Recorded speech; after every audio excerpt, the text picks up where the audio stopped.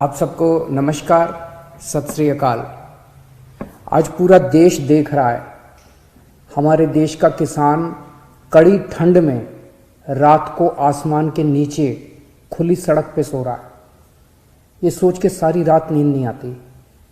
आज कोई भी देशभक्त ये देख के चैन की नींद नहीं सो सकता। ये लड़ाई सिर्फ हमारे किसान भाइयों की नहीं है, ये हम सब की लड़ाई है। जरा सोचिए, जो 2 वक्त की रोटी हम खाते हैं वो हमारे किसान भाइयों की मेहनत की उगाई हुई होती है। हम सबको इस लड़ाई में अपने किसान भाइयों का साथ देना है।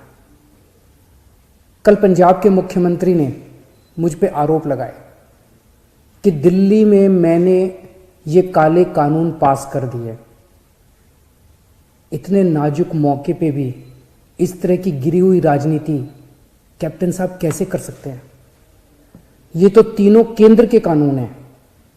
जिस दिन राष्ट्रपति के इन तीनों कानूनों पे दस्तखत हुए थे, उसी दिन ये तीनों कानून पूरे देश में लागू हो गए। अब ये किसी राज्य सरकार के ऊपर नहीं है कि वो इन्हें लागू करेगी या नहीं करेगी। अगर राज्य सरकारों पे होता तो देश भर से किसान केंद्र सरकार से बात करने के लिए दिल्ली क्यों आते? वो अपने अपने राज्य के मुख्यमंत्रियों से मांग करते। ये कानून केंद्र सरकार लाई है और कोई भी राज्य सरकार इन कानूनों को ना तो रोक सकती है और ना पास कर सकती है। अब सवाल ये है कि जब कैप्टन साहब को ये बात पता है तो फिर उन्होंने मुझ पर ये झूठे आरोप क्यों लगाए? इसका एक बहुत बड़ा कारण है। जब से हमने दिल्ली के 9 स्टेडियम को जेल बनाने से रोका है, तब से केंद्र की भाजपा सरकार मुझसे बहुत ज्यादा नाराज है। केंद्र सरकार का पूरा प्लान था कि जब किसान दिल्ली आएंगे तो उन्हें इन 9 स्टेडियम में डाल देंगे। हमने स्टेडियम को जेल बनाने की इजाजत नहीं दी, तो वो लोग अब मुझसे बहुत नाराज हैं। मुझे पता है कि स्टेडियम को जेल बनाने के लिए मुझ पे कितना दबाव आया था, किस किस का फोन नहीं आया। लेकिन जिंदगी में कुछ ऐसे मौके आते हैं जब आप अपने ज़मीर की सुनते हो, नतीजे की परवाह नहीं करते। कैप्टन साहब, क्या इन्हीं लोगों का आप पे दबाव है जो आप मुझ पे झूठे आरोप लगा रहे हो, मुझे गालियां दे रहे हो, बीजेपी की बोली बोल रहे हो, बीजेपी के साथ ये दोस्ती निभा रहे हो, या कोई दबाव है क्योंकि आपके परिवार पे ईडी के केस चल रहे हैं आजकल और ईडी के नोटिस भी आ रहे हैं आजकल? कैप्टन साहब के पास ये बिल रोकने के कई मौके आए। पंजाब के लोग पूछ रहे हैं कि तब कैप्टन साहब ने इन बिलों को क्यों नहीं रोका? आज से 1.5 साल पहले 2019 में केंद्र सरकार ने ये तीनों काले कानून बनाने के लिए कमेटी बनाई थी। उस कमेटी में पता है कौन था? उस कमेटी में कैप्टन साहब थे। कैप्टन साहब, पंजाब के लोग आपसे पूछ रहे हैं कि आपने उस कमेटी में इन काले कानूनों को क्यों नहीं रोका? आपने कमेटी में एक बार भी इन काले कानूनों का विरोध क्यों नहीं किया?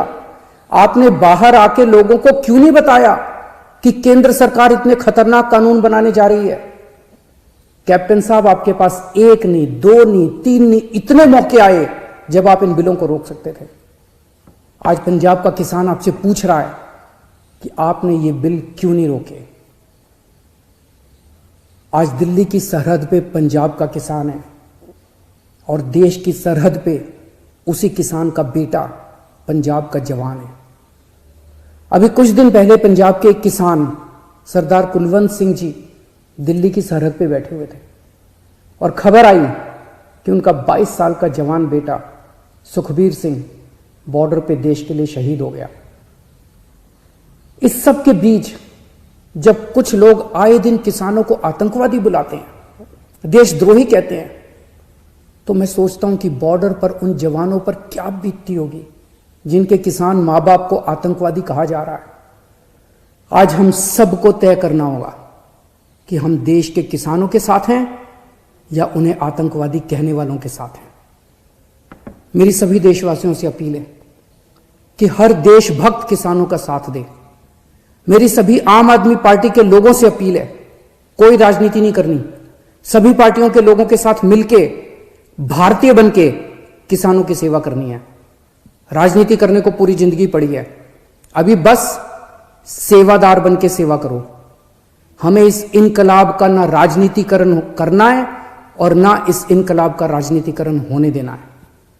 मेरी केंद्र सरकार से अपील है कि किसानों को सभी मांगे किसानों की तुरंत मानी जाएं और एमएसपी की गारंटी को कानून में डाला जाए। जय हिंद।